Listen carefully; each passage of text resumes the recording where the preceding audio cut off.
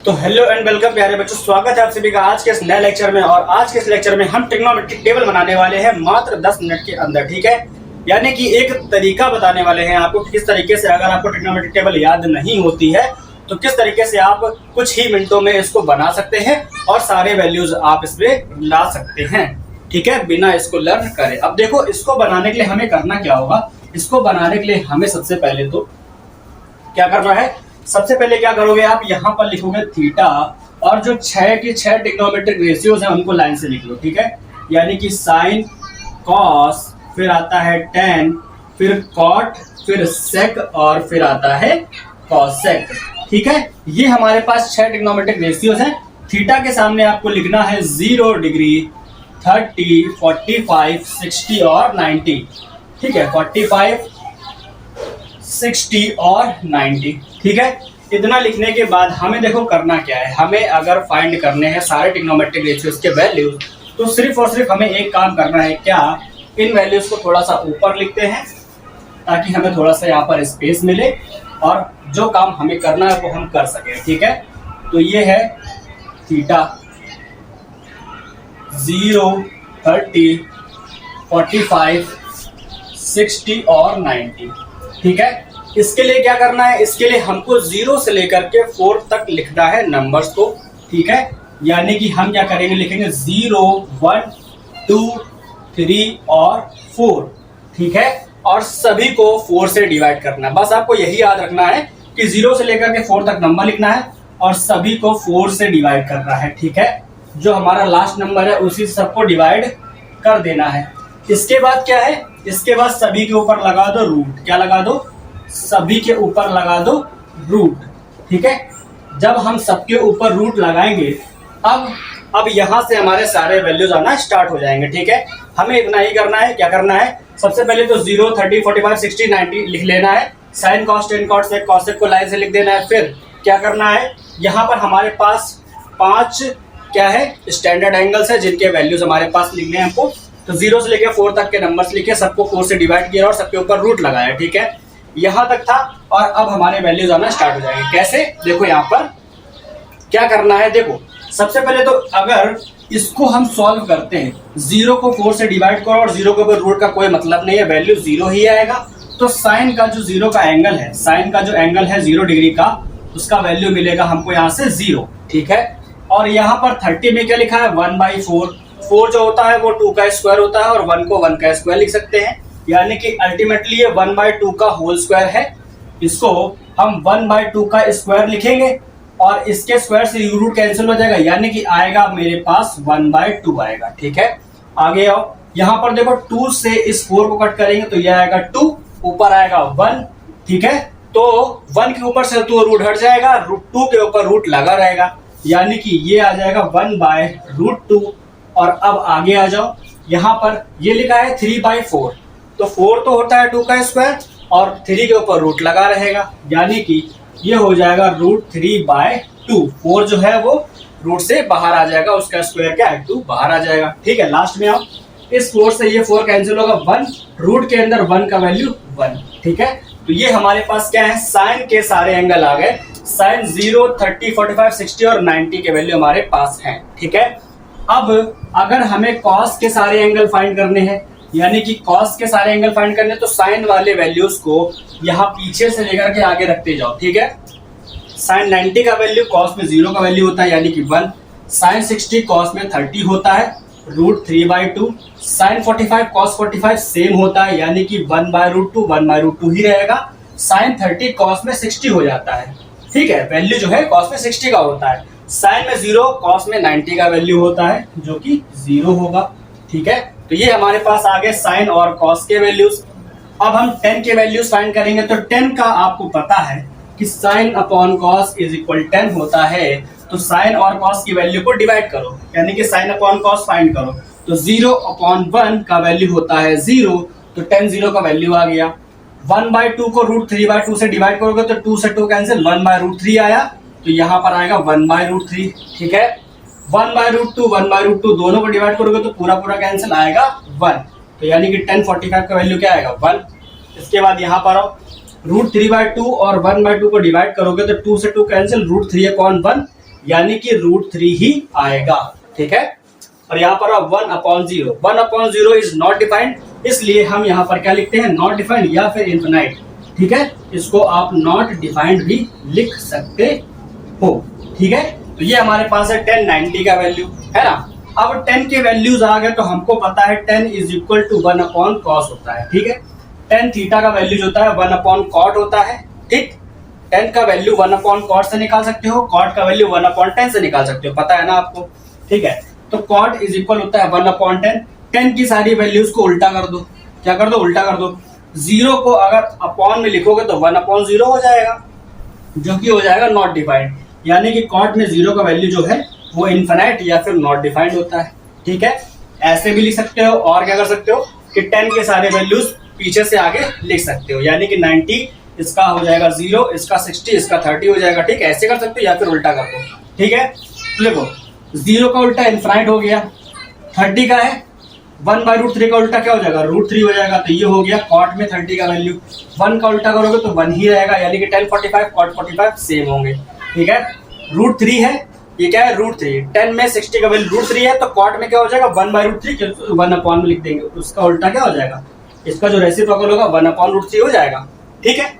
यहाँ पर infinite, infinite क्या होता है 1/0, 1/0 का उल्टा यानी कि 0 आ जाएगा, ठीक है। तो ये आ गया 0, ये किसका वैल्यू है, cot में 90 का वैल्यू, ठीक है। तो यहाँ से 10 और cot के वैल्यूज आ गए, इतना क्लियर है।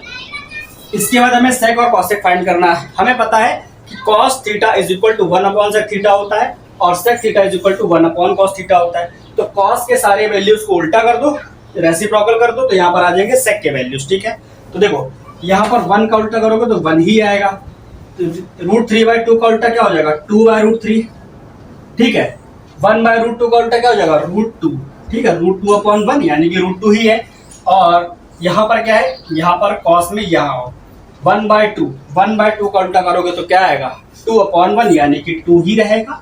और यहाँ पर 0, 0 का उल्टा यानी कि 1/0, जो कि हो जाएगा इनफिनाइट, ठीक है, इनफिनाइट या नॉट डिफाइंड, ठीक है। तो ये हमारे पास आ गए sec थीटा के सारे वैल्यूज 0, 30, 45, 60, 90, ठीक है। इसके बाद हमें अगर cosec फाइंड करना है तो cosec के जो वैल्यूज हैं हमारे पास वो क्या है, वो sin थीटा के सारे वैल्यूज को रेसिप्रोकल करके हम निकाल सकते हैं। कैसे, sin 0, 0 का उल्टा करोगे तो इनफिनाइट, तो cosec का जो 0 होगा वो इनफिनाइट हो जाएगा।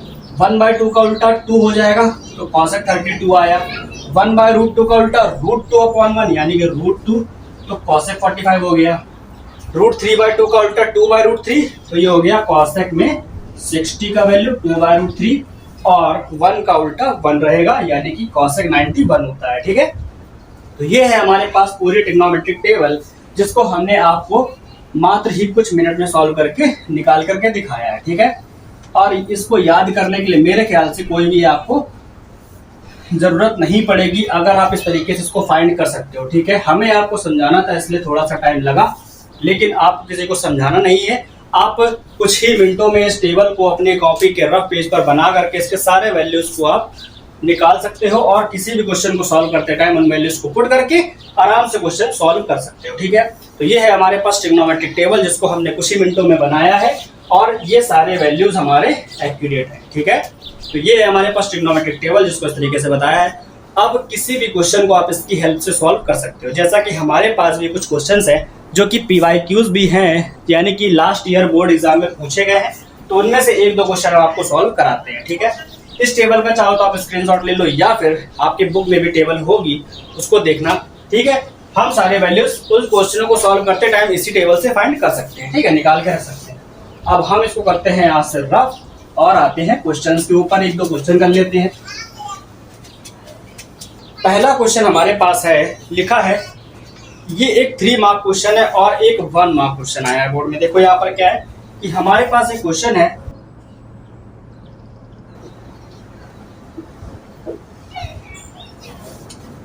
ये हमारे पास एक 1 मार्क क्वेश्चन है जो कि CBSE 2023 में पूछा गया था, ठीक है। इस क्वेश्चन में क्या है, हमको इसको ट्रिग्नोमेट्रिक टेबल की हेल्प से ही सॉल्व करना है, और इसके अंदर जो वैल्यूज है वो आपको टेबल से निकाल के रखनी है, ठीक है। देखो क्या करोगे, इसको सॉल्व करोगे तो ये लिखा है 5/8 sec² 60। sec 60 का क्या आपको वैल्यू पता है, sec 60 का वैल्यू अगर आपको नहीं पता है तो आपको cos 60 का वैल्यू पता होगा, जो कि 1/2 होता है। उसका उल्टा करोगे तो 2 आ जाएगा, यानी कि sec 60 का वैल्यू क्या हुआ 2। तो यहाँ पर इसके ऊपर लगा है स्क्वायर, तो 2 का हो जाएगा स्क्वायर, माइनस ये लिखा है tan 60 का स्क्वायर, tan स्क्वायर 60 है ना, तो tan 60 का वैल्यू क्या होता है, टेबल में आप देखोगे तो मिलेगा आपको √3, तो √3 का यहाँ हो जाएगा स्क्वायर, ठीक है, प्लस cos 45 का वैल्यू देखोगे तो वो मिलेगा 1/√2, इसका भी क्या है स्क्वायर है। बस सॉल्व कर लो, इसी का वैल्यू पूछा गया था, 1 मार्क क्वेश्चन है, आराम से हो जाएगा। 2 का स्क्वायर क्या है, 2 का स्क्वायर हो जाएगा यहाँ पर 4, और √3 का स्क्वायर आप जानते ही हो 3 आएगा, प्लस 1 का स्क्वायर 1 और √2 का 2, ठीक है। 5 देखो 4 से काटोगे 4 2 जा 8, तो ये हो गया 5/2, क्या हो गया 5/2 माइनस का 3 प्लस 1/2, तीनों में 2 से एलसीएम ले लो, तो ये हो जाएगा 5 माइनस 3 का मल्टीप्लाई हो जाएगा 2 से, तो ये हो जाएगा 6 प्लस 1, ठीक है। 5 1 क्या हो जाएगा 6 माइनस 6/2, ये कैंसिल हो गया तो आ गया 0, तो 0 में 2 से डिवाइड करोगे तो क्या आएगा 0 ही आएगा, तो ये हमारा आंसर आ गया 0, ठीक है।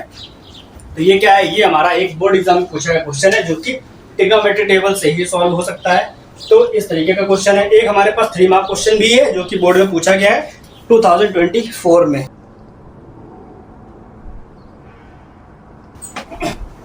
तो हम उसे भी देख लेते हैं। तो नेक्स्ट क्वेश्चन हमारे पास है,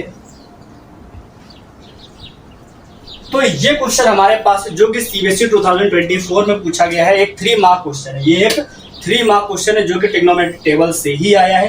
तो जाहिर सी बात है, आप लोग समझ सकते हैं ट्रिग्नोमेट्री टेबल कितनी इंपॉर्टेंट हो सकती है, ठीक है। एक क्वेश्चन जो कि 3 मार्क्स का पूछा गया ट्रिग्नोमेट्री का। अब देखो, इसको सॉल्व करना बहुत ही आसान है। क्यों? तो ट्रिग्नोमेट्री टेबल से आप इनका डायरेक्टली वैल्यू निकाल करके रख सकते हो। जब इसको सॉल्व करोगे तो ये लिखा है 5 tan 60, tan 60 का वैल्यू आप देखोगे टेबल के अंदर मिलेगा आपको √3 अपॉन में साइन स्क्वायर 60 है, साइन स्क्वायर 60 साइन, देखो अगर आपने आइडेंटिटी पढ़ी हुई है ट्रिग्नोमेट्रिक आइडेंटिटी, तो ये लिखा है sign square theta plus cos square theta, already इसका वैल्यू 1 ही आएगा, ठीक है। चाहो तो उस आइडेंटिटी का यूज करके यहाँ रख सकते हो, या फिर इनके वैल्यूज पुट करके भी सॉल्व कर सकते हो। साइन 60 का वैल्यू होता है √3/2, तो इसका हो जाएगा स्क्वायर, प्लस कॉस 60 का वैल्यू होता है 1/2, इसका भी हो जाएगा स्क्वायर। और बाहर क्या लिखा है, बाहर लिखा है tan 30 का वैल्यू आप फाइंड करोगे टेबल में तो लिखे मिलेगा क्या 1/√3 मिलेगा, ठीक है। ये जो √3 है, ठीक है, ये चला जाएगा कहाँ ऊपर, ठीक है, ये ऊपर हो जाएगा। तो यहाँ पे क्या लिखा है 5√3 लिखा है, क्या लिखा है 5√3, और इस √3 का ऊपर मल्टीप्लाई, तो ये हो गया √3 अपॉन में, इसको सॉल्व कर लो। ये क्या लिखा है √3/4 का स्क्वायर, यानी कि √3/2 का स्क्वायर, तो √3 का स्क्वायर 3, 2 का स्क्वायर 4, तो ये होगा 3/4। यहाँ पर आओ प्लस 1/2 का स्क्वायर हो गया 1/4, ठीक है। यहाँ आओ, देखो √3 का √3 में मल्टीप्लाई कराओगे 3 हो गया, तो 5 × 3 अपॉन में इसको सॉल्व करो, ये हो गया 4, तो 3 + 1 ये आया, ये आएगा 3 + 1, ये तो हो गया 15, ठीक है, अपॉन में ये 4/4 कैंसिल हो गए 1, यानी कि आंसर हमारा क्या आएगा 15 ही आएगा, ठीक है। तो ये हमारे पास है एक 3 मार्क क्वेश्चन जो कि सीबीएसई 2024 में पूछा गया है। कितना इजी है आप लोग देख सकते हो, इस तरीके से सॉल्व हो गया है, ठीक है। और अगर आप आइडेंटिटी का यूज करते यहाँ पर केवल ये लिख देते कि sine square theta plus cos square theta is equal to 1, इतना लिखते तो यहाँ से इसका वैल्यू हो जाता 1, बस ये और ये रह जाता, ठीक है, ये तो खत्म हो जाता, बचता सिर्फ 5√3 अपॉन 1/√3 ये बचता। इसका सीधा यहाँ पे मल्टीप्लाई करो, ये हो जाता 5√3 × √3, जो कि आता 5 × 3, और ये हो जाता 15, और यही हमारा आंसर होता, ठीक है, अगर इसको यहाँ पर यूज करते तो, है ना। तो ये हमारे पास इतना इजी क्वेश्चन है जो कि बोर्ड एग्जाम में पूछा गया है और ट्रिग्नोमेट्रिक टेबल से सॉल्व हुआ है। तो मेरे ख्याल से आप लोगों को ट्रिग्नोमेट्रिक टेबल समझ में आई होगी, किस तरीके से हमने फाइंड किया है, और 10 मिनट के अंदर आपको ट्रिग्नोमेट्रिक टेबल बनाना आ जाएगा, ठीक है। तो ये हमारे पास था आज का लेक्चर, जिसके अंदर हमने ट्रिग्नोमेट्रिक टेबल के ऊपर चर्चा करी है। तो आज के लेक्चर के लिए इतना ही रखते हैं, मिलते हैं नेक्स्ट लेक्चर में नए टॉपिक के साथ में। तब तक के लिए गुड बाय, टेक केयर, जय जय भारत, मौज करो और अपने बोर्ड की तैयारी करो।